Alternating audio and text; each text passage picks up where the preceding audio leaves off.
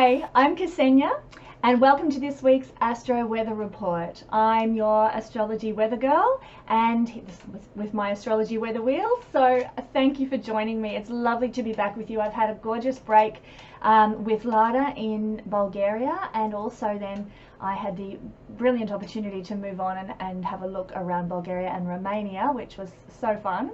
Much needed holiday, I might add, and of course I've come back now feeling refreshed and ready to get stuck into astrology and provide more astrological information and readings for you. So thank you for all the love that people left on my videos that I loaded up before I went on leave. I didn't get the chance to respond to those beautiful comments and the insights and messages of support on there, and I do apologize for that. I didn't have a lot of computer access, so thank you everybody who made contact and got in touch with me via the videos during the time I was away. But now we're back and there's so much happening in the skies this week. It is actually going to be a very, very interesting week. There is a lot to pay attention to and a lot to notice. So put your awareness on, detach a little bit from maybe the heaviness or the duties that are unfolding in your life, and take a look at what's playing out, because you'll actually learn a great deal about astrology this week and a great deal about how subtle energies can play out in significant ways. We're going to cover 3 different energies in the intro, so there's a lot of information here. This will be really, really helpful for you to understand. Well, it's very helpful to listen to the intro to help you understand what is going on, and then when you jump to your reading, your Taurus rising, or you use the timestamps that people very graciously put on my videos. Thank you for that, by the way. When you jump to your sun sign, your moon sign, or your rising sign, and you can look at all 3, they're all equally as relevant and equally as pertinent. The rising sign more than the other 2, but yes, they're very, very helpful. When you jump to those timestamps, you'll actually have a better grasp of what is going on and what I'm talking about, because you will have listened to the introduction that explains it all. So I just encourage you to do that. It will give you a lot greater insight and depth into what's playing out in your life in the coming week. And that's the question: what is playing out in our lives this coming week? Well, there are 3 energies that I want to talk about that are quite impactful. Today is the 23rd, when I'm recording this video, the 23rd of July. And on this day, Venus is going to begin her annual disappearance by coming too close to the sun. When a planet gets close to the sun, it becomes invisible. It's usurped by the sun's power. I mean, here you've got tiny little Venus, it's about the size of the Earth, a little bit smaller, and you're with the sun. You're within proximity. According to our view from planet Earth, this is our view from planet Earth, we view, here's Venus, here's the sun. They have moved so close together that the sun's might and power and bigness absolutely engulfs the energy and the visibility of little old Venus, the size of Earth. In fact, I often like to use this illustration. The sun, if it was the size of a soccer ball, the Earth would be the size of the head of a pin. That is how minuscule we are in the scheme of our solar system. And of course, the sun is actually not a very big star at all. It's a dwarf star. So it's pretty tiny. So we're really quite insignificant in the scheme of the universe. That's a whole philosophical discussion aside. But Venus is now, as I said, moving very, very close to the sun. And when she does this, she is about to, in the next couple of weeks, she will move from this side of the sun, hidden in the sun's power, and around the 14th of August, they'll be together, for a good way through Leo, but around the 14th of August, she will move about 7 to 8 degrees beyond the sun's influence, and she will become visible again. She will be seen again, because she'll be out of that orb of the sun's power, the sun's dominance. And she'll become visible again on the 14th of August, where she will become the evening star.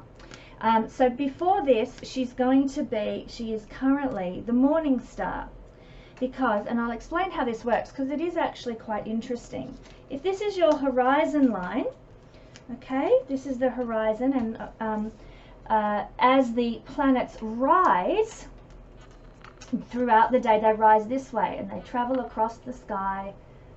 Forget the horizon line perhaps for a second. They travel across the sky and then they set and they go down.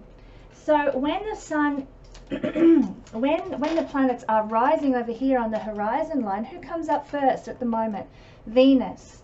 So she's the morning star. She's what you see brightly in the sky just before the sun rises. So Venus rises first. She's the morning star, apparent in the sky for, you know, a little bit of a moment or an hour or half an hour or whatever before the sun comes up, and then she disappears because the sun's brightness usurps the rays of the planets and the stars. And then on the 14th of August, Venus over here will be over here, and she will then become the evening star. And this is because when the sun sets, down goes the sun. This is the horizon line out in the west.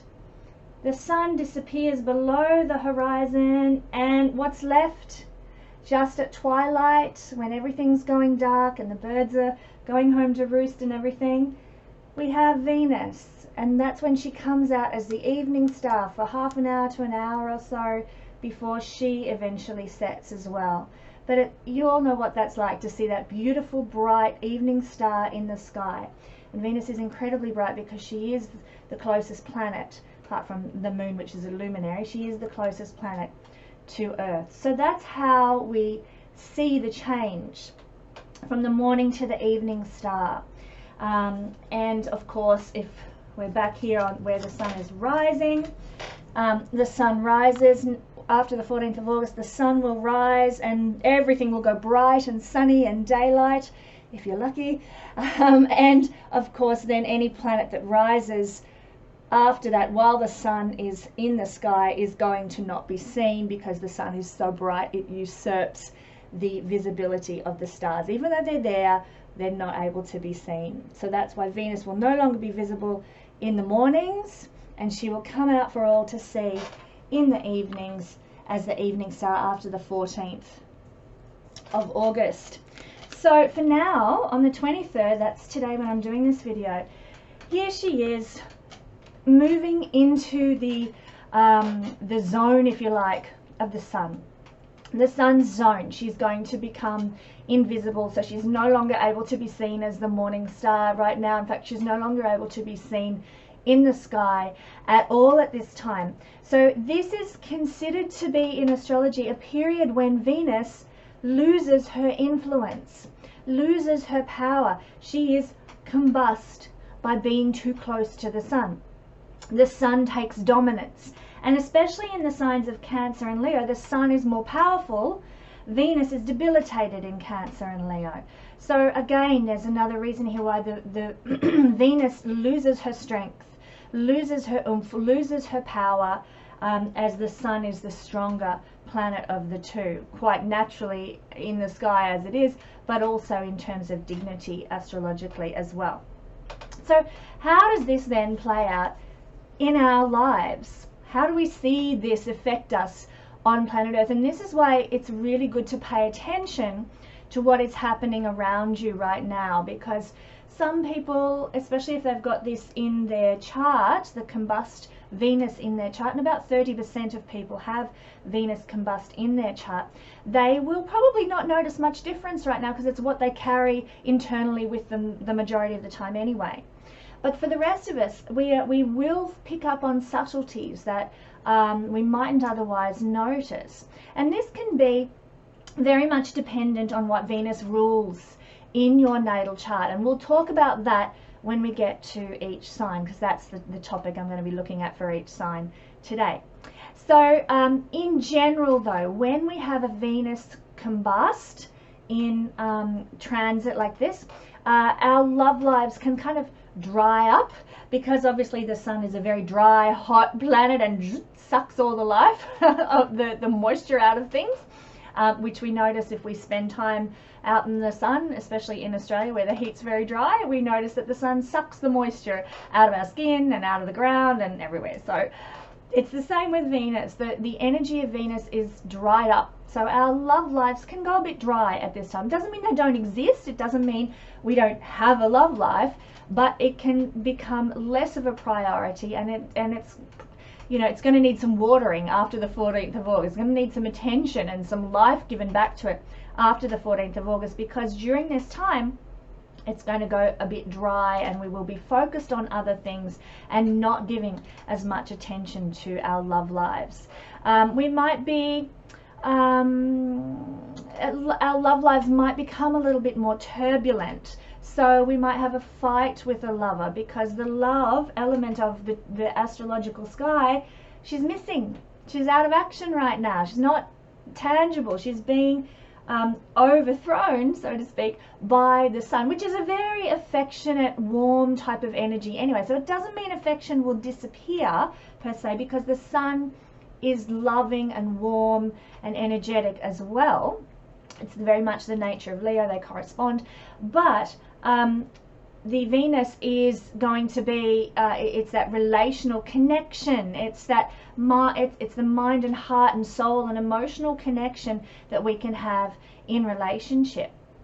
And so that is going to be sort of missing. So we might be affectionate, but we might not be on the same page, or we might not be as engaged or have the same feelings that we usually would have relationally. And so it's a turbulent time for relationships and love. Pleasures can also, you know, you might go through the motions of doing something pleasurable and fun, like going out for dinner to a restaurant or whatever, attending an art exhibition and these sorts of things. But the alignment with our joy is not going to be quite as strong, or the enjoyment of pleasure is not going to be as strong, because Venus rules pleasures and things that we enjoy, and it's of course going to be a little bit usurped and sucked dry at this time. So we might still do those things, but the pleasure of them is going to be somewhat lacking. So we may need to actually sacrifice, because when the sun and the sun and Venus join together, something needs to be sacrificed. In fact, that is what the whole symbology in ancient times of the either Mercury disappearing or Venus disappearing or any other planet going combust with the sun. It's kind of like they're being sacrificed to the sun, to the sun's energy. And so something relationally may need to be sacrificed now. Not the relationship itself, not the pleasures themselves. Like I said, they are still there and available for us, but our attention is less for them. Our enthusiasm for them is less. So we might be sacrificing, for example, our relationship for career right now, because the sun is very much connected to our careers. So if you've been, you know, on Bumble doing the let's meet somebody to date kind of thing, you might need to take a back seat for the next couple of weeks while you focus on giving your career some buoyancy, and your time and attention is put there now instead of who can I meet today, swipe left, swipe right, you know. So this is the kind of thing that we're looking at. Your attention is going to be elsewhere. You're going to need to sacrifice the things of Venus and what Venus rules in your chart, we'll get to that in a minute, in order to focus on the things that the sun is ruling in your chart. And generally that tends to be career, ways to self-love, because the sun has to do with the ego. The sun has to do with our where we get our confidence from and our ability to shine in the world. So that's where we need to put our attention over the next 2 weeks or so. We need to put our attention on shining, getting more self-confidence, showing up in the world, which is what we do with career, showing up in the world, offering something to the world through what we do each day. And for a living, and it can also be the things that we desire to leave a legacy in as well.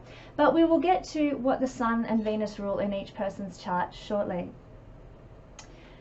The one thing that I do want to mention with Venus going combust or becoming invisible is that the things that Venus rules in terms of health, keep an eye on, watch out for, and give your attention and support to right now. So this includes things like your digestion, over the next couple of weeks. You know, eat foods that don't cause you to get bloated or feel a bit off. You know, be careful in your food choices, that, you know, choose foods that will aid your digestion, because it can be a bit susceptible when its ruling planet is not out there, not the energy of that planet is not being felt. Coupled with that, kidneys are ruled by Venus as well. So you know, if you're someone like me who has Libra is connected to the kidneys. Venus rules Libra as the 8th house. You know, you might want to make sure that you're not just now but always drinking plenty of water to flush your kidneys, to flush your system, and give attention to your kidneys. That's especially if you've got Libra as your 6th house or your 8th house or your 12th house. So, but now for everybody, it's a really good time to focus on taking care of your kidneys by drinking plenty of water. But the sun is also very, it's a drying influence. So again, this is why the kidneys need extra nourishment and extra fluid support, so to speak, as does your digestive system. There is also an issue connected with Venus of insulin and blood sugar levels. So if you're diabetic, be very conscious right now and careful right now. I mean, you mostly probably are anyway, but it's just going to be a stronger time when those sorts of issues can flare up if you're a diabetic. Female hormones, female reproduction organs are ruled by Venus, so these are also susceptible right now as well. So watch your feminine health and your thyroid and things like that. Get them checked if you're at all concerned. And there can be more problems in those realms when Venus disappears from the sky. Now it's winter down here in the southern hemisphere, which I noticed very strongly when I returned from beautiful sunny Bulgaria. As such, if you're in the southern hemisphere, also the northern hemisphere as well, but particularly where it's winter, watch out for throat infections and infections that attack the vocal cords, you know, so getting a cold and you can't speak, you lose your voice, that sort of thing, because Venus rules the throat and Venus rules the vocal cords. So at this time they are also susceptible while Venus is missing from the sky. So don't forget your scarves, wrap up, and, you know, rub something into your chest. It'll give some clarity to your breathing cavities and all that sort of thing as well. Mind you, Venus doesn't rule breathing, but the throat and the is all connected down there. A bit of eucalyptus is good, especially if you're in Australia. So these are the health issues that you might need to address and give some attention to over the next couple of weeks. Now the next energy I want to look at is to do with Mercury, and during this week, the 23rd of July through to the 31st of August, which is what we're looking at in this video, Mercury is going to be retrograding back, and he'll be retrograding until the 1st of August actually. Sorry, did I say the 31st of July, not the 31st of August, if I got my dates wrong there. But Mercury down here, down the bottom, I'll try and get him up where everyone can see. Mercury's down here with the Sun and with Venus, and he's moving backwards in the sky, which he does very frequently. We all know about Mercury retrograde. It's the most written about transit. You see it everywhere when it's happening, and it happens, you know, 3 times a year. So it's actually an energy we're probably more familiar with than any of the other retrogrades, because it happens fairly frequently. But what is interesting with this retrograde of Mercury is that Mercury will be retrograding this week back to 24 degrees of Cancer. Now, if you've been listening to astrological weather reports for the last couple of weeks, you will know 24 degrees of Cancer is the degree that the eclipse occurred at, the lunar eclipse occurred at on the 17th of July. So this is a hair trigger point right now. It's very highly active in the sky. It is really powerful. So anything transiting over that 24 degrees of Cancer or 24 degrees of Capricorn, because it was a lunar eclipse, meaning it was full moon, and the 2 luminaries stood opposite one another at 24 degrees. Anything that transits over that point in the next 6 months, actually, we will feel the energy of that eclipse again, especially if we have a personal planet at that point. So for everybody on the planet, we're all going to get a revisiting of whatever it was the eclipse triggered in us or brought in us only last week on the 17th, so not very long ago. We're going to get sort of another impact of that, so to speak. Not only that, but a little later as well in the week, the moon will be hitting on that point as well, again back to where the sun was at the time of the eclipse on the 17th. So it's going to be a very impactful week, which is why I encouraged you in the beginning, pay attention to what is occurring in your life.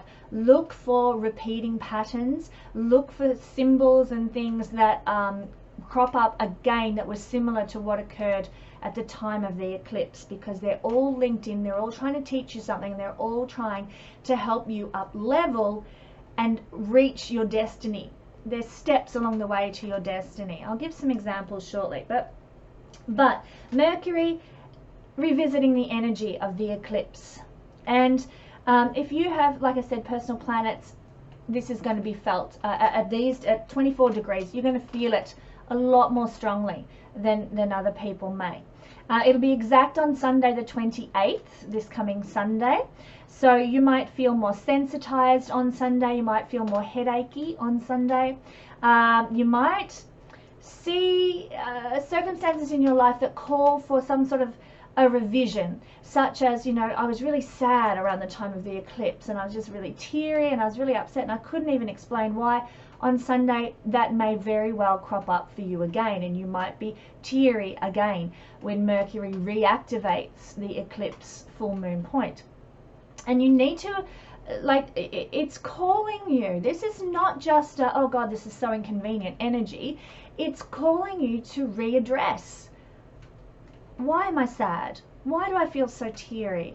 This is a really important time to journal, to process, to go deep, to ring a friend and chat and talk it all out, to do whatever you need to do to shine, and I often use this analogy, shine that torchlight into the basement of your soul and emotions to gain some clarity, to understand what's going on here. Why am I sad? Because there is something that the universe is trying to tell you through a revisiting of the circumstances. So it might be like you feel sad, or it might be that a new love interest came into your life at the time of the eclipse and you somehow need to revisit that love interest. You know, maybe, you know, you went out on a date and nothing happened at the time of the eclipse, and then you get a phone call out of the blue on Sunday.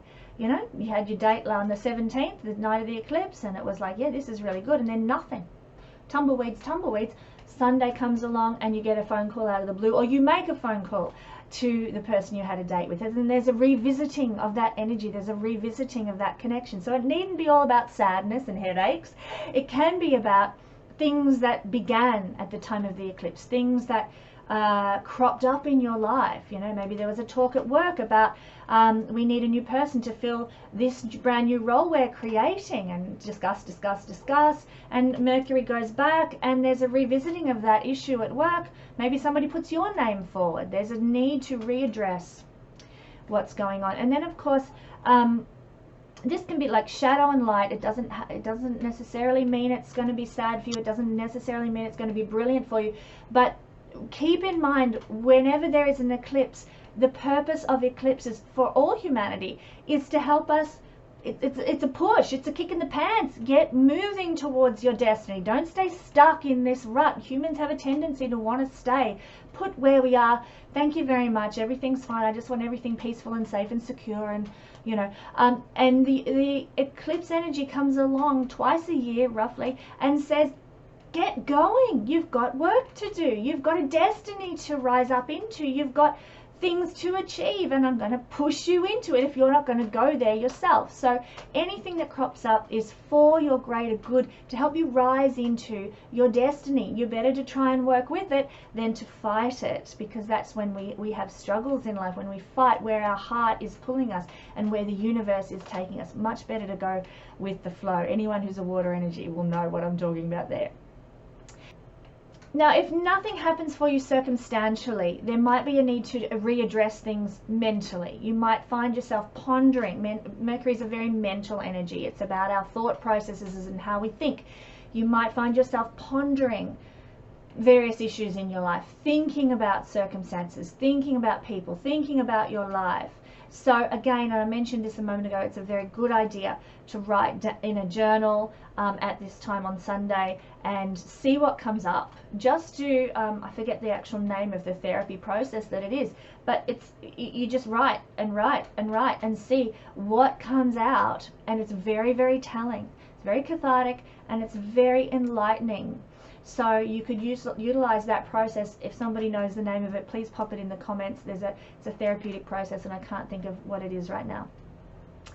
And you probably won't be able to mentally move forward in life until you've addressed whatever it is that the universe is calling you to address.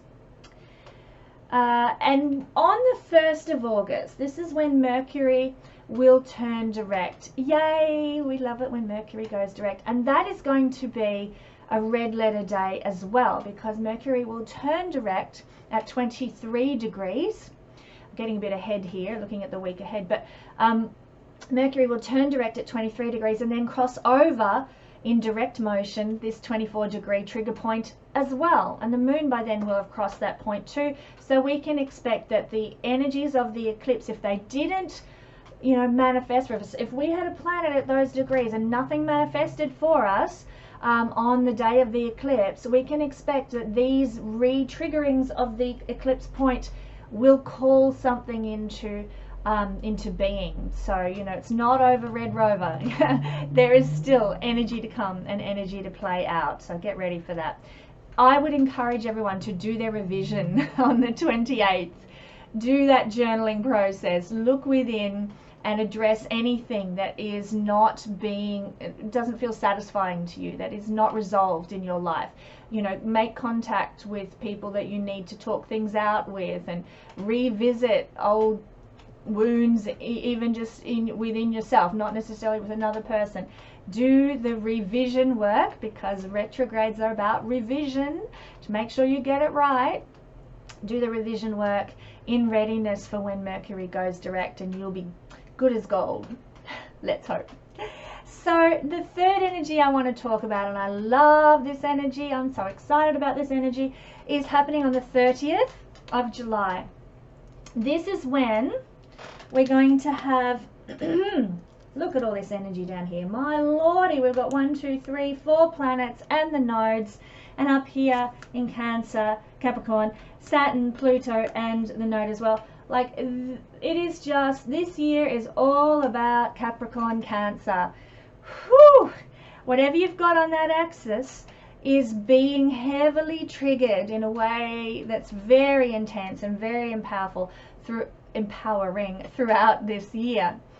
In fact, if you want to activate stuff in your life, you would be very well advised, this is just a little tidbit, very well advised to go to a country where Capricorn or Cancer becomes, well, for example, if you wanted to activate your 7th house of marriage, you'd be advised, particularly in February and March next year, to go to a country where Capricorn or Cancer becomes your rising sign, because all the energy and activation if Capricorn or Cancer was your rising sign, let's say Capricorn's your rising sign, all this energy and activation is being directed to your 7th house of marriage and committed relationships.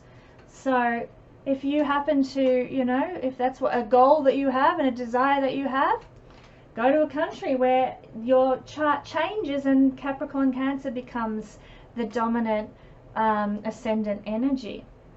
That's just a little tidbit, but I'm going to talk more about that in some of my other videos, so keep an eye out for that. But this week I want to talk about the energy that's playing out with the moon down here conjunct with the node, again very close to that eclipse trigger point. At this time the moon is going to be making, oops, awkward with my left hand, a trine to Neptune. Gorgeous, gorgeous energy. This is on the 30th of July, as I said. I just grabbed my notes. So in the middle of all this Mercury, Venus activation and attention that we need to give, we're going to have this brief but beautiful trine play out. I'm looking forward to it because the moon will be in her own sign, Cancer, and Neptune will be in his own sign, Pisces. They're in water signs. They're both this watery, intuitive, feeling energy, Neptune and the moon. Moon's conjunct the North Node, again, like I said, at the trigger point of the eclipse. So it's a powerful trine this time. Yep, look, once a month they make a trine to one another when the moon's in Cancer, and also they make a trine whenever the moon's in Scorpio at the moment too, and this happens once a month. But it's happening this time the week after an eclipse, very close to the trigger point and on the nodes. So this is why it's quite an important energy that's playing out. So you can expect to feel at this time emotionally sensitive in the best way. You know, you might feel really loving, you might feel really compassionate, you might be feeling really peaceful and dreamy and happy. Moon is emotions, Neptune is that dreamy, ethereal nature. So you might also feel very creative at this time. And your inspiration, because Neptune is an inspirational planet and so is the moon, your creative inspirations will be second to none. So if you are in a creative field, you can do your best work on this day because the energy of support for creative intuition and creative insights is going to be really heightened. The moon is actually very important in relationships because obviously most relationships these days are based on emotional resonance with another person. And Neptune is actually the planet connected to soulmates. So you might find, because this is reactivating by orb, not exactly to the degree, but by orb, it's reactivating that eclipse energy. You might find that soulmate type connections can actually enter into your life right now, particularly if you happen to be, say, Pisces rising, and this energy is in your 5th house of love and romance and romantic connections, or if you happen to be excuse me sorry, Capricorn or Cancer rising. I think that Venus is starting to affect my throat already. If you happen to be Capricorn or Cancer rising, then the energy is directed to the house of marriage, so committed life partnerships. So if you've got both of those, if you've got one of, you won't have both of them, if you've got one of those houses being activated by opposition or by this energy falling in its sign, then you can expect that may very well come your way. Like the eclipse will have activated that energy, and then this beautiful trine from the moon to Neptune can bring it in. The moon is a highly manifesting planet. It brings events and people and stuff into our lives. So this can definitely happen now. Soulmate connections, these can come as a, like I said, as a result of the eclipse, but they are received now this week on the 30th of July with the blessing of this trine. Be a lovely day with that trine energy playing out to establish a new relationship connection. Now, peace and contentment and harmonious feelings, they can sort of bubble up now, which is so lovely. So often we talk about, oh, this is happening and Mercury's retrograde, so watch out for this, and so on and so on. And it is good to be forewarned and forearmed. But also at this time you can expect with this trine beautiful energies to unfold, happiness and contentment to abound, feeling harmonious and at one with life. This can come up too, so this is a lovely day. You may also be interested in beautifying your home. And this is because the moon is in Cancer. The moon and Cancer are both connected with the home, and Neptune is a highly creative planet. So you might fill your home with Neptunian beauty, such as music. You might buy a new, I'm pretty old school, you might buy a new CD or download a new album on Spotify or something like that. You might fill your home with a brand new work of art, you know, add something to your collection that just makes your home feel so much more elegant and beautiful. And photography, now, all these things are ruled by Neptune, you know, music, art, photography, poetry. So you might fill your home with Neptunian beauty. You might watch a wonderful movie with your family, Cancer, Moon, you know, family, kids, that sort of thing. You might you might do all sorts of lovely things in your home. Maybe have do fantasy stuff in your home, and by that I mean, you know, if you've got little kids, have a little fantasy party where everyone dresses up, and you know, have a special dinner one night for your kids, or on this night if you've got young children, and everybody comes as their favorite fantasy character, superhero, or, you know, Maleficent, or whoever it happens to be your thing, you know, and everyone comes to dinner dressed as their favorite superhero or something.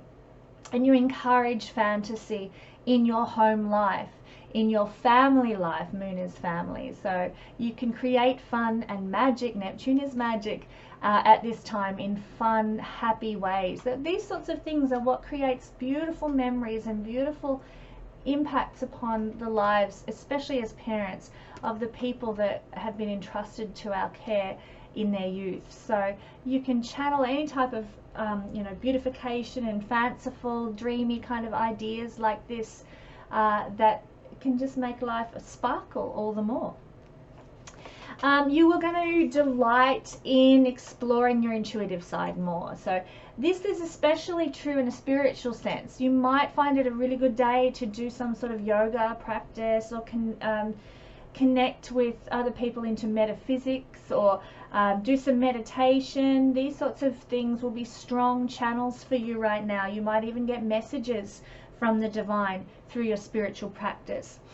Your psychic senses are going to be like turned up, like your Michael J. Fox at the beginning of Back to the Future, dialed up to full-on overload, you know. Psychic intuitive senses are very powerful when you've got the moon in its own sign, Cancer. Moon's very psychic, and Neptune, like the connection to the divine, is off the Richter scale. So when these two are making this strong and beautiful and supportive aspect, your psychic senses are really activated. So pay attention to any messages you get from Spirit right now.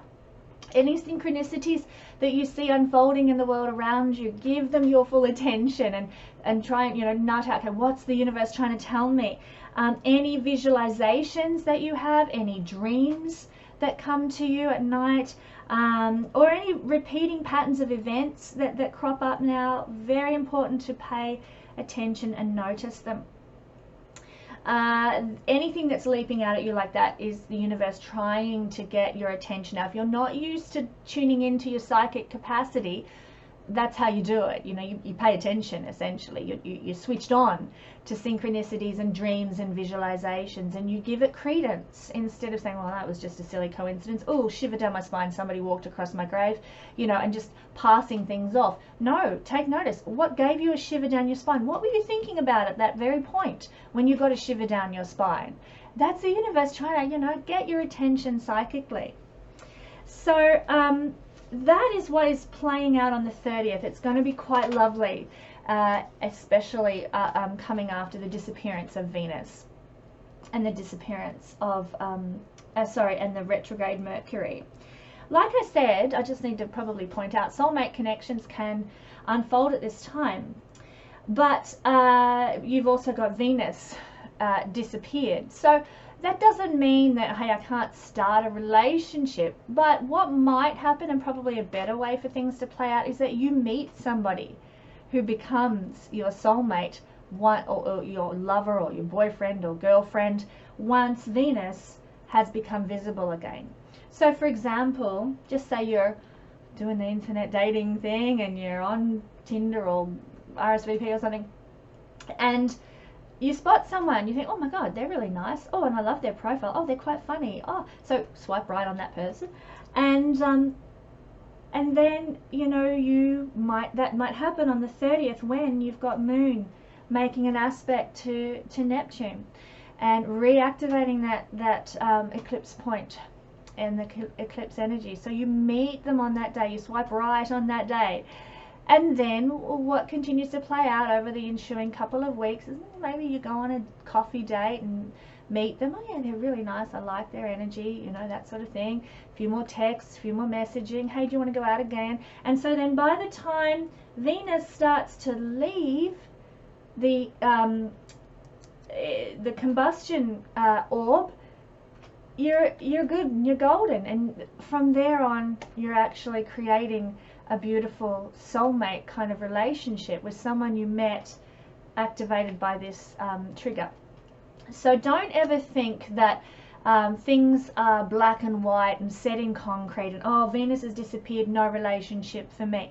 Not necessarily. It just means things might feel, like I said, drier right now, but things are still playing out in other areas of the chart that can be activating and bringing new things into being and you know, stirring up the pot, so to speak. So we never look at things in isolation, especially in a natal chart reading. You have to look at the context of everything and how the interplay is actually working. So now that we've covered all of that, I'm going to go through every sign, and we're going to have a look at what, we're going to look at the Venus energy that I spoke of, what might be being sacrificed right now in order for you to focus on your sun's energy as applies to your chart. And of course, every chart's going to be different because Venus and the sun will be sitting natally in different places for everybody, but generally speaking, what is going to be sacrificed for you and what needs to be focused on right now. So let's start with Aries. Aries rising people. For Aries rising people, Venus rules the 2nd and the 7th house. So for you guys, Venus rules Taurus and Libra.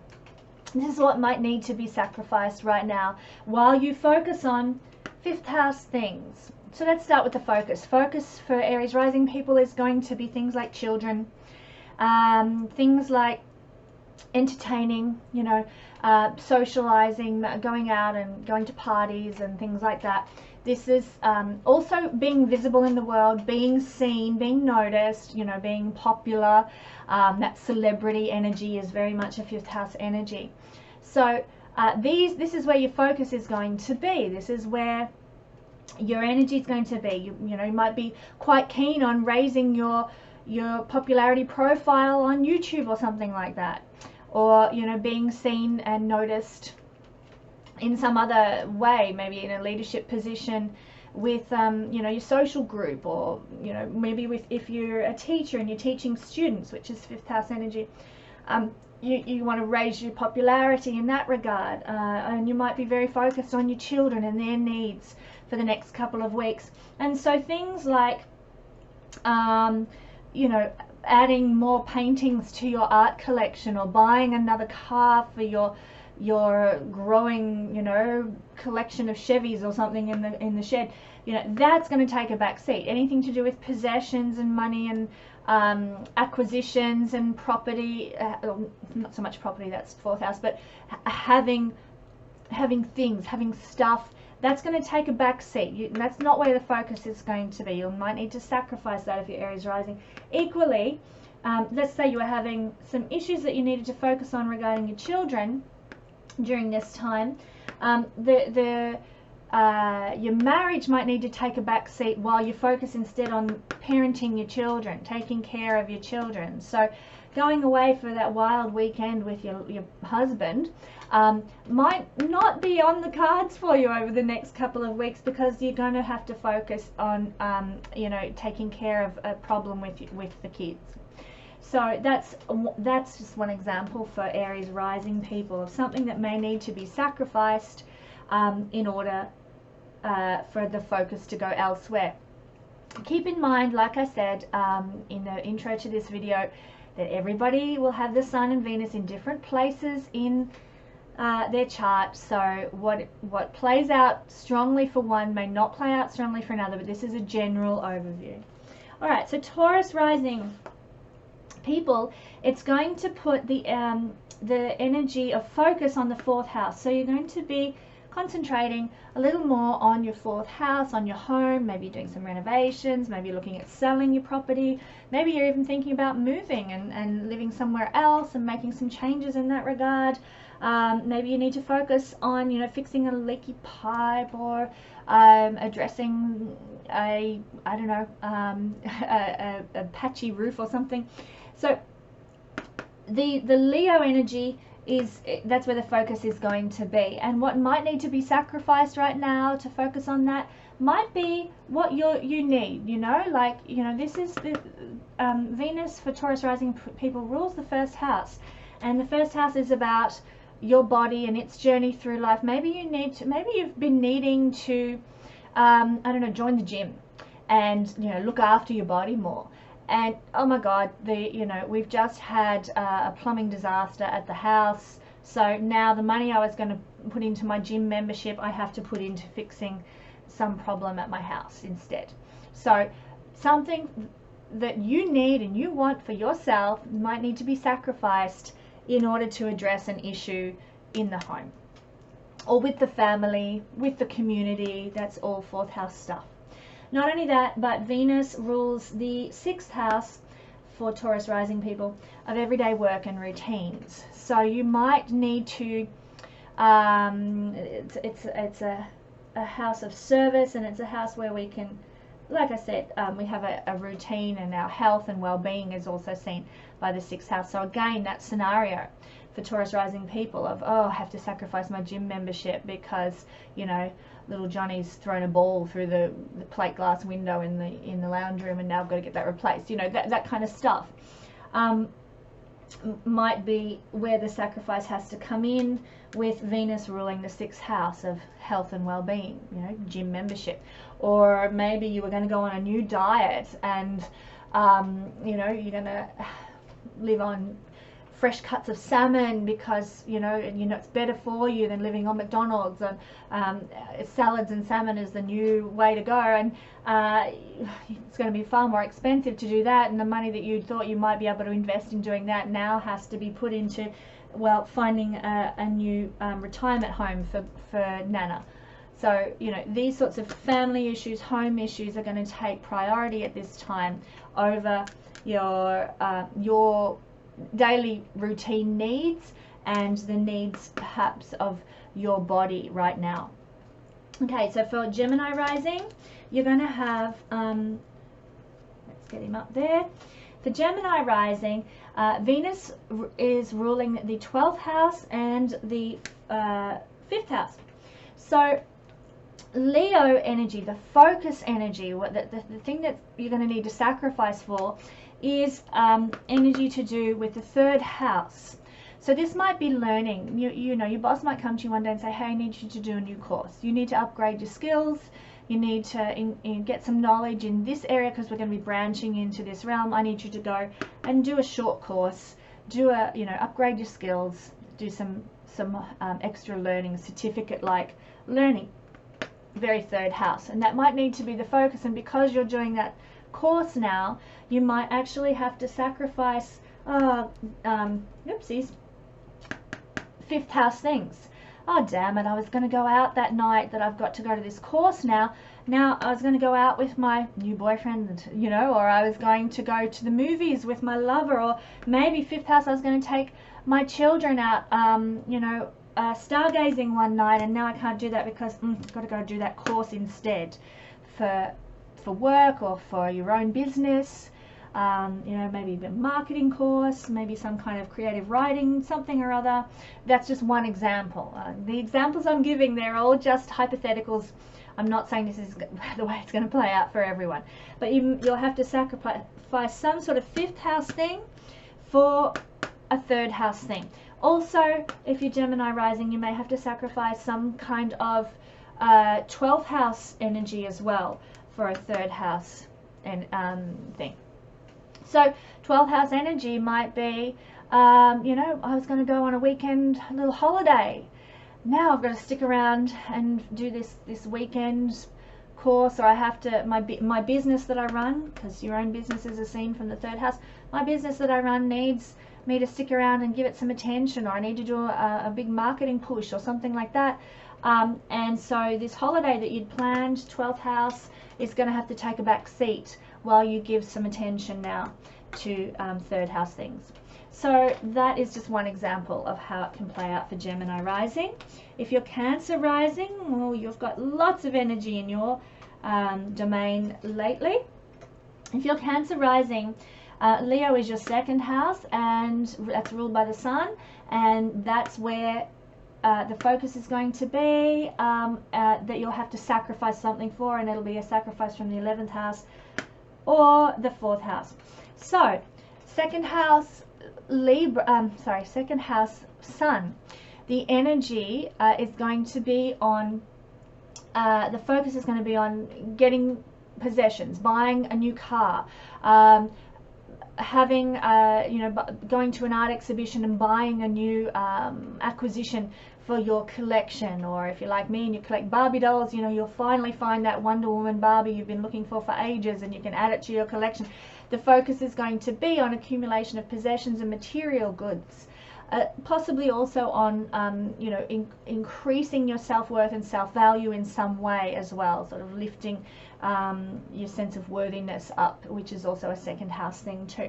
So that's where your focus is going to be if you're Cancer rising, and to do so you might need to sacrifice something that is 11th house. For example, you might see Wonder Woman Barbie comes on up for auction at an estate sale, and you're looking through, oh my god, there she is, I've been looking for her forever, and so you think, oh damn it, I was going to go out to my my anarchist meeting. This is the 11th house is political groups and friendship groups. So maybe you're an anarchist and you're going to go out to an anarchist meeting, and you think, oh damn it, I can't go to that because now I want to go to that auction and I want to buy that Wonder Woman Barbie that I've been looking for forever. So crazy kooky examples, but something to do with friendships might need to be sacrificed in order to focus on material goods and possessions and the things that you need. Also 4th house as well might need to be sacrificed. Maybe there was a family dinner that you were invited to go to, 4th house. Everybody was getting together in, grandma's house or mum's house, and you're all going to go and have a family catch up. 4th house is family, but oh look guys, I just can't go because I've got to I have to go and buy Wonder Woman. Don't know how that'd hold up in some families, but there's some kind of financial, some kind of material need that needs your time and attention more than going and having Sunday lunch with the family. So something is going to need to be sacrificed in these realms, friendship and family, to focus on material needs right now for Cancer rising.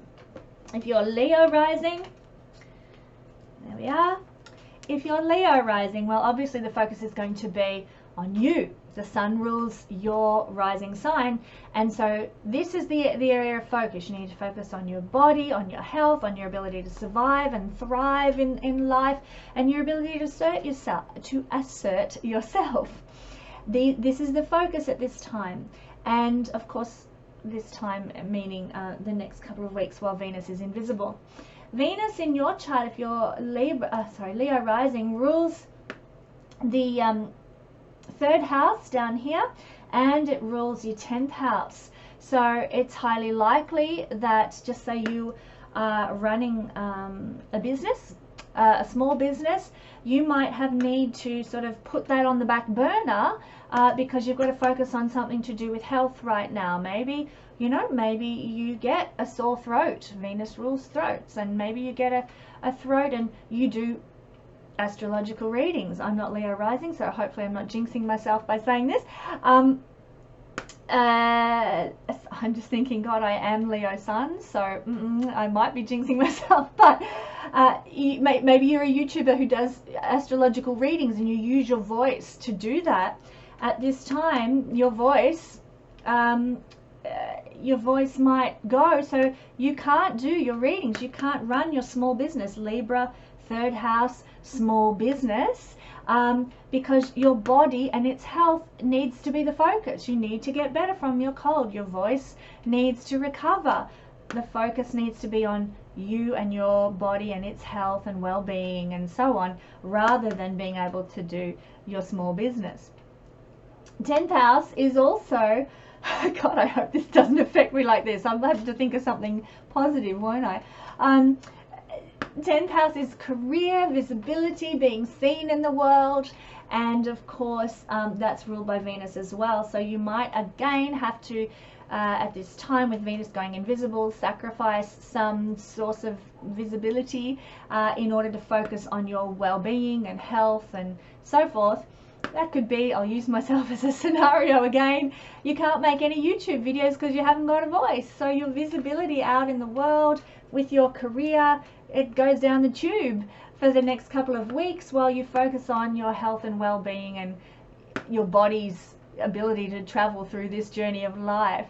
So hopefully that's not the case for any Leo people, but it could play out that way. And if it does, at least you'll know why and be able to give yourself the time that you need, knowing this is what the universe wants and it really does have my back, even when things aren't going right. So for Leo rising, that's a scenario. I mean, it doesn't have to be as you know, hairy as that. It could be something a lot simpler, you know. So if you happen to be Virgo rising, Virgo rising makes the emphasis and the focus on your 12th house, which is spirituality, creativity, holidays. Yay! Getting away from it all, having a break. That might need to be your focus as a Virgo rising person. And to do so, you might need to sacrifice Venus ruled things, which might be a bit of money. Maybe you're well overdue for a holiday. You need a break. You need a holiday, and you're going to have to cough up. You're going to have to pay money to take a holiday. Could be as simple as that. Sacrifice some money to get a holiday. Venus also rules for Virgo rising people. It rules the 9th house. So you might have been, you know, thinking, oh, I wanted to connect with Lada in Bulgaria. I wanted to go overseas and have a holiday and connect with mentors. I wanted to do 9th house stuff. But you know what? I've had to sacrifice. Just say she was going, the retreat was in the next week. I want to do that, and it could be like a retreat with anybody. Maybe you want to go and hang with Eckhart Tolle at one of his retreats, or you want to meet up with Deepak Chopra or somebody else in your sphere of mentorship and inspiration. You're wanting to go hang there and learn and grow and expand. But you know what? I can't. I have to sacrifice doing that so that I can go and get that hospital procedure done, because the 12th house rules hospitals and doctors and medicine and so forth. So you know, I was going to go and do that at this time and connect with, you know, Deepak Chopra, but now I think I'm going to have that operation because they've rung me up and said, yep, come on in, it's time. And I'm like, oh, radio. So you sacrifice something like this for a 12th house thing. So it could be wonderful. I mean, who doesn't want to go on a holiday? But it could be more challenging too. For the poor Leo rising people I just spoke about, pretty dire health issues that could be affecting them. But there is shadow and light. I need to point out shadow and light in every sign, house, and planet. So it could go either way. I'm not saying it's going to be all terrible. Okay, if you're Libra rising, this is going to make the 11th house the focus for you. That's where the energy is going to be directed, and the sacrifice will need to be made for the 11th house. So 11th house is friends. You might, you know, need to sacrifice something for a friendship or for a political group or for a humanitarian organization or cause that you're really passionate about. So this is, Libra rules your first house and it rules your 8th house, so you might have to sacrifice maybe you're going to spend a lot of time just doing something for yourself or focusing on the self. You might have to give up your time that's about you and you know what you do with your life, and give that up to go and join a political party that actually really does mean something to you. So that's a pretty standard sacrifice that we make when we join groups and organizations and so on. We give up our time, we give up a piece of ourselves and who we are to actually contribute to the whole, to the collective. So that's a fairly natural and obvious sacrifice that we can make at any time, but you might notice that it's happening for you during Venus's disappearance. Also, you might need to sacrifice some kind of an 8th house situation for the greater good, for the collective. I mean, it could mean that you inherit something at this time, but you know, maybe a requirement of the will is that you give, you know, 20% of what you inherit to some kind of a humanitarian cause or organizations, Doctors Without Borders, or you know, I'm trying to think of World Vision or something. So you give you give a portion of your inheritance to an organization. So that's another way that can play out, when you sacrifice something that is an 8th house thing in order to focus and direct energy instead onto something that is ruled by the sun, in this case the 11th house. So for Scorpio rising, this energy, the energy of focus, is going to be, Leo will be the 10th house. So Leo energy, the 10th house energy, is where the focus is going to be. Career, bosses, having a sense of authority and achievement and visibility in the world, that's going to be the focus.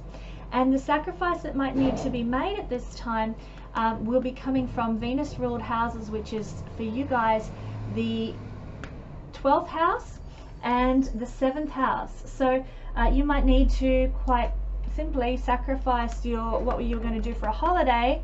You know, you're going to go away for a long weekend somewhere and maybe go to a yoga retreat or do a meditation retreat somewhere with somebody, and you've got to sacrifice it because the boss, authority figure, says, hey, I need you to work. 10th house. Or you are going to, maybe you're going to go on a holiday and connect with your partner. Maybe you're going to go to a marriage retreat or something. That'll be a combination of 7th house and 12th house energies. You're going to do something with your partner, and then this issue at work cropped up, and you have to sacrifice that to focus on your career, to focus on work, to focus on something that an authority figure needs or wants from you. It could also mean that a business partnership needs to be sort of set aside and focus, you know, the focus is off that for a time being, while, you know, just say you were collaborating with an advertiser and you had to say, look, I just don't have the money at this time to collaborate with you on that advertising campaign we were going to run, because I've got to actually instead focus on you know, my YouTube campaign instead, which is another form of advertising, but I can't pay you for the work we talked about just yet. So some sort of collaborative business effort or a marriage partnership needs to take a back seat instead, to focus on a 10th house activity or authority figure instead, if you're Scorpio rising. If you're Sagittarius rising, Saggy never stays. If you're Sagittarius rising, you will have the energy of Leo in your 9th house. So the focus is going to be on connecting with mentors, inspirational figures, maybe doing some cultural traveling. I don't know if you've noticed, but my God, everybody is traveling this year. Just as a side, Jupiter in Sagittarius, poof, everybody, on all my friends on Facebook, traveling. I'm glad that I was able to as well. But yes, 9th house energy. 9th house energy is traveling, experiencing other cultures, immersing yourself in other belief systems and so forth. And so that's where your focus is going to need to be for the next couple of weeks, when Venus disappears and the sun becomes more dominant. And in order to do that, you're going to need to sacrifice some Venusian thing, and that will be maybe some connection with friendship groups. For example, like, because Libra is ruled by Venus and 11th house is friendship groups for you Sagittarians. So maybe your friends were all like, yeah, we're gonna, you know, it's summer break, we're gonna go hang out here, and you know, gonna do this and that and the other, and you're like, yeah, but you know what, Oprah Winfrey is running this special meditation retreat thingy, and I really want to go and do that. So you know what, guys, I can't go with you to summer break because I'm going to go to this meditation retreat that Oprah's running.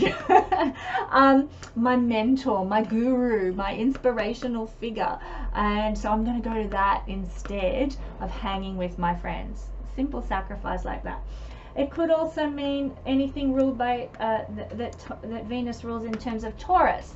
For Sagittarius rising, Taurus rules the 6th house, everyday work, everyday routines, health and well-being. So in order to travel overseas, maybe you're going to have to forgo something that you do regularly on a daily basis, some sort of routine that you've had that's been the emphasis. I'm just trying to think, you know, maybe, you know, anything really, like waking up at 6 o'clock in the morning and going to the gym and then having your breakfast and then going to work. I mean, that takes a back seat when you go travel overseas and connect with other cultures and other countries. So quite naturally, your daily routine, what you do for a living to pay the bills, 6th house stuff, how you're serving the world, is going to take a back seat when you go and connect with other cultures and do some soul expansion through immersion in other belief systems and so forth. So that's just quite a natural occurrence. That sacrifice for Sagittarius rising people won't feel like anything out of the ordinary. But that's just an example of 6th house things and 11th house things needing to be sacrificed in order to achieve 9th house things. So if you happen to be Capricorn rising, well, obviously Leo is your 8th house. And so the focus for you is going to be on 8th house things, receiving from other people, other people's money, intimacy, handling crisis situations. That's where your focus is going to be for you for the next couple of weeks while Venus is invisible. And the sacrifice is going to need to come for you to focus on those things. It's going to need to come from Venus ruled areas of the chart. And for Capricorn rising, this is the 5th house. And it's also the 10th house. So it might be that some sort of personal crisis unfolds in your life. I'm not saying that it will, but that's one way it could play out. Some sort of personal crisis unfolds in your life. Maybe, you know, maybe you left a will by your deceased great uncle or something, and they're having trouble sorting out the will, and there's contestation of the will, and there's, you know, argy-bargy going on.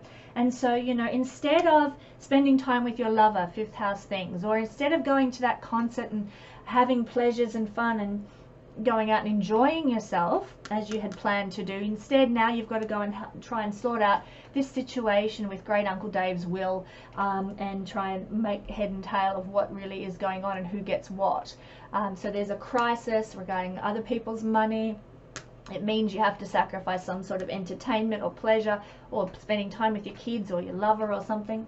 It might also mean a sacrifice occurs career-wise as well, or with some sort of sacrifice with an authority figure. So, you know, you might have been going to give a special presentation at work or something, something to do with career and career opportunity and advancement. And then this crisis unfolds, and, you know, mum's in a tears, and you're like, I just can't make it into work today because we've got this family crisis unfolding regarding the will, or, you know, whatever it happens to be, that needs your attention. 8th house things is crises and inheritances and even intimacy. Maybe there's a crisis regarding intimacy. 8th house is pregnancy as well.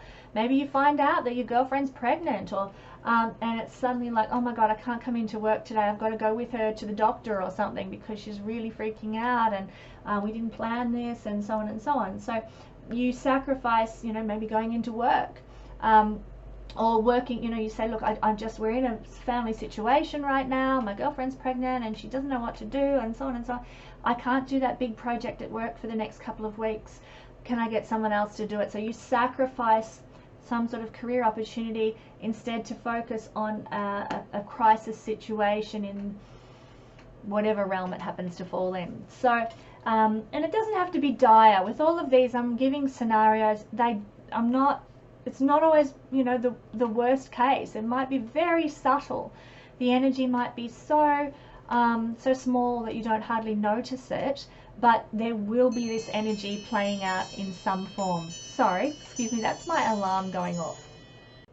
Okay, sorry for that little interruption that just occurred. When I get to Pisces Rising, I'll tell a little story about that little interruption we had with my phone there, and how beautifully it illustrates exactly what's playing out for people. But we've just done Capricorn Rising and how this energy is going to work for them. Let's finish up with Aquarius and then Pisces.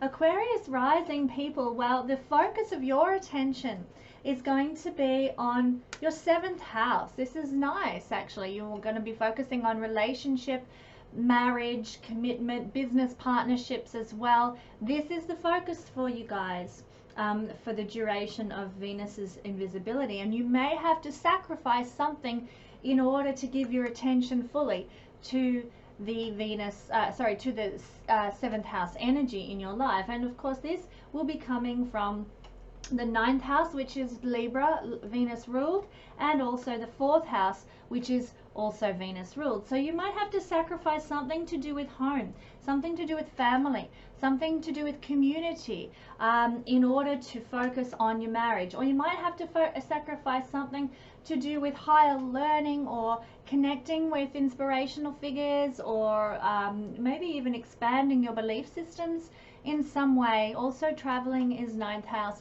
In order to focus on the partner. So, and I've used this illustration in a couple of other signs, but you may have had the opportunity, if you're Aquarius Rising, to go to some sort of inspirational retreat, seminar, or something with somebody that you really, really look up to and admire, and maybe you wanted to I don't know, go and hear it like a speaker. Let's say you wanted to go and hear Eckhart Tolle, who's one of my favorite inspirational people. You wanted to go hear Eckhart Tolle speak, and this was something you had on your agenda. It was going to expand your belief system and your mind and your knowledge and your wisdom. Very 9th house with an inspirational mentor.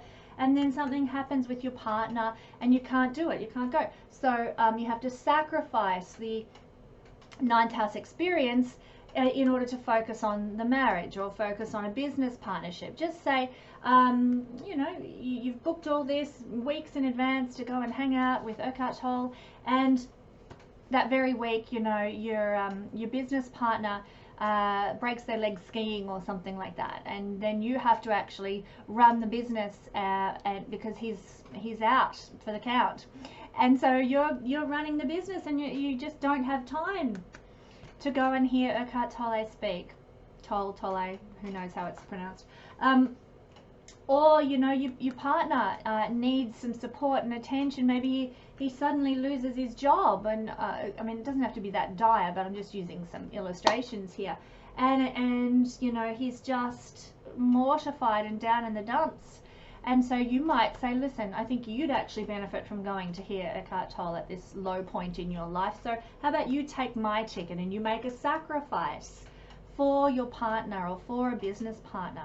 Similarly, something to do with home might also be sacrificed for a relationship. So, you know, it could actually go really quite well. Maybe you had decided you were going to spend some money on adding an extra bedroom because you just needed a bit more space or something in your home, do some renovations, and at this time it's like, you know what, I think what we really need is to go on a marriage retreat together. So look, let's put the money we were going to spend on the extension with the bedroom so that I can have a sewing room, or I can have my YouTube room, or whatever, dreams of mine.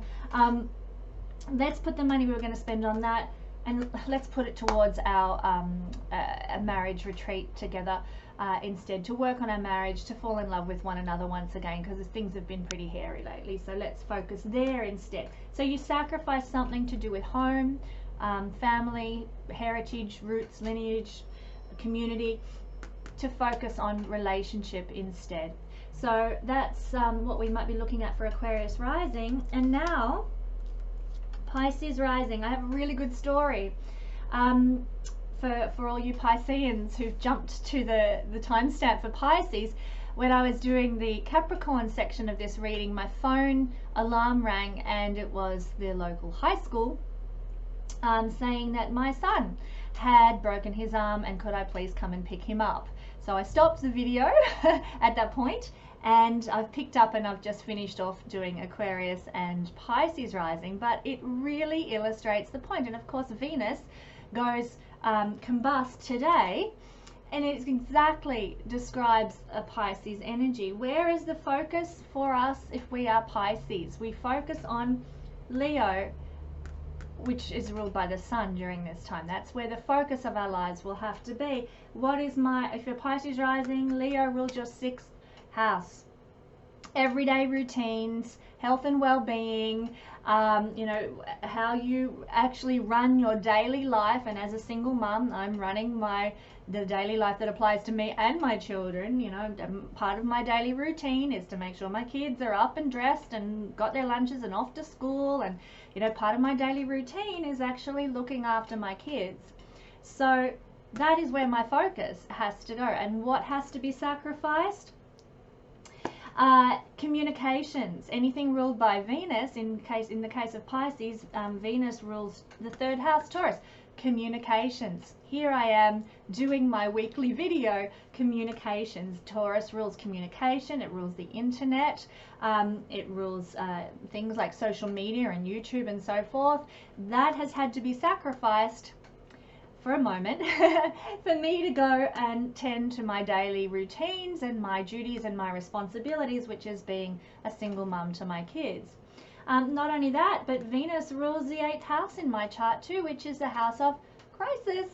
So little mini crisis unfolds, and I have to sacrifice the communications that I was working on, the marketing, the teaching, the learning, the social media, to go and tend to my 6th house responsibilities. So an illustration in real life. I love it when this happens, and it invariably does. So yeah, little mini crisis ruled by Venus, and the sacrifice had to be made in order for me to focus on my 6th house. That's how this energy goes. It doesn't always have to be big and dire, but you will notice little snippets of this happening for you that will play out probably for the duration of Venus conjunct with the sun and combust by the sun. So that's all the signs, and thanks for joining me for a weekly video. I will have another, hopefully, fingers crossed, all being well, and my communications sign ruled by Venus, sorry, my communications house ruled by Venus not being interrupted too greatly in the next coming weeks. I will hopefully have a video for you next week, and I look forward to you joining me then. So let's just close with a prayer of gratitude to the universe. Energy of love in the universe, thank you so much for your presence during this video. May the words spoken here reach people's hearts, encourage them in their lives, give them wisdom and knowledge and insight.